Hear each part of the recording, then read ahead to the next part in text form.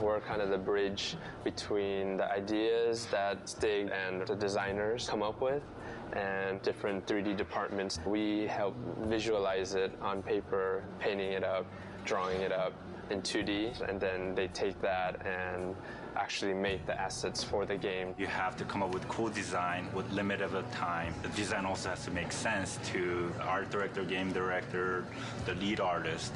So it's definitely fun, but it's stressful. What's usually given to us is a quick description and then sometimes a write-up on whatever that creature or character has to do, their function in game, and there's always sort of a highlight on special abilities or things that we need to focus on. There's only 4 concept artists here. We all sit together, so we do get to see what we're doing. I feel like I should know a lot more about Greek mythology by now.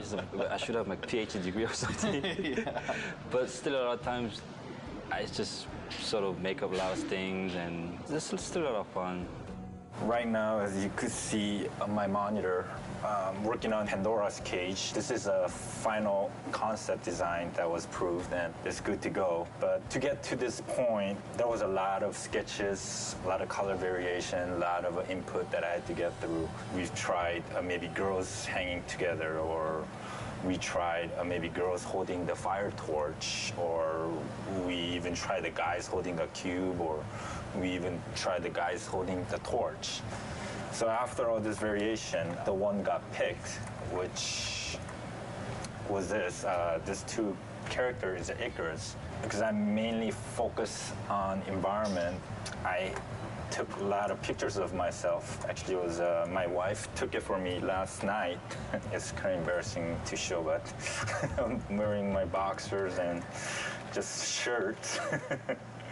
Just try to come up with the pose that I want, even the back part, the front side, and even the hands. So a little frustrating because I do environment paintings, which deals with a lot of rectangles and cubes and where the light is gonna head and all that. But when it comes to character, it's more organic. For me, it's more difficult.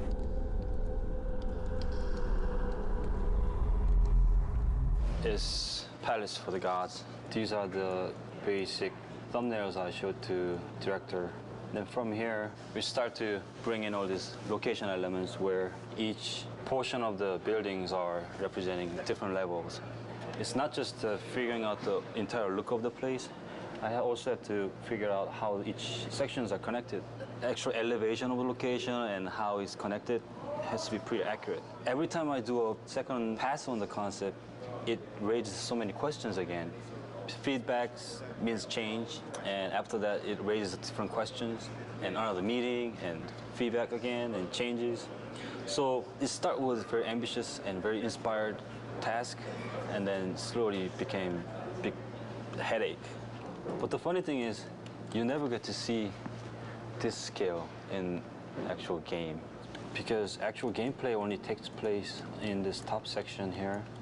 Like you see, this entire concept is being drawn out from the entire mountain towards the balcony area where the most gameplays take place.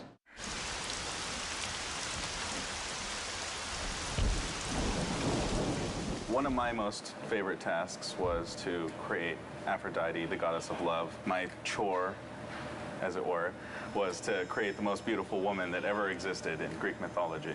Here I've got some initial sketches. There's a lot of Greek art that involves, sort of the bare breast and things like that. So we were trying to come up with a way of framing these really feminine aspects of this character without being just vulgar. I originally had her hair always bound up, very Greek-like, but they really wanted it hanging down. This is the final 3/4 view of Aphrodite. As you can see, some of the stuff that I had originally concepted in the other pieces did stay. One of the mandates for the character was that she have a girdle made by Hephaestus. Some of the backstory is that Aphrodite was given as a wife to Hephaestus by Zeus. In original Greek mythology, she cheats on Hephaestus by bedding down with Ares, the god of war, the original god of war.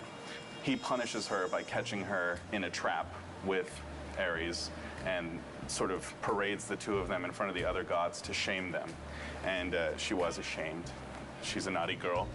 But in our story, he just kept her trapped. We've got various somewhat sexy bondagey entrapments that we've worked up. So the modelers will take this and build, Aphrodite in the flesh.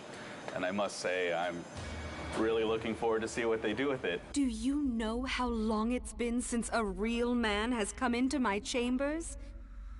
Those bridges outside are nearly destroyed. Zeus refuses to have that stupid mortal Daedalus stop working on his precious labyrinth to fix them.